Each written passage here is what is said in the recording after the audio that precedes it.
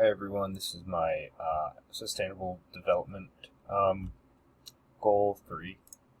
So for this one I've done the affordable and clean energy. So the United States has a diverse energy mix. A big one is fossil fuels and nuclear power. There's also renewable sources such as wind and sunlight that can help a lot, but those are still being, kind of streamlined a little bit more. A lot of states do not have renewable sources.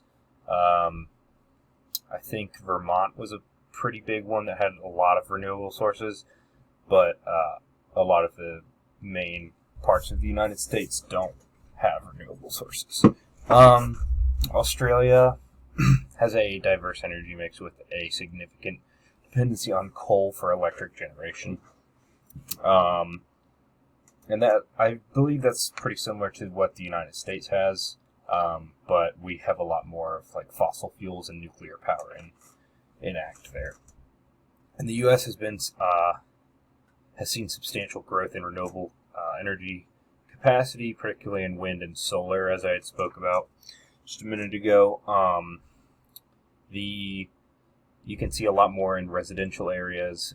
There's a lot more solar, and then kind of out in the country, maybe more wind, where there's more room to put a wind turbine or something of that kind of size. And then sometimes you'll see even some solar farms that companies will put up just to gain a little bit more energy. And Australia has experienced rapid growth in renewable energy capacity, and they are also experiencing in solar and wind. There's a lot more open area that's not developed in Australia. I'm sure that these wind turbines and things of that nature and solar farms could be placed. And then a vast majority of the United States population has access to electricity, so it's not necessarily a huge problem. But power outages are relatively rare. Maybe sometimes there will be like a storm or something comes through, or wind that will come through and knock something out, but it's typically back up within the day.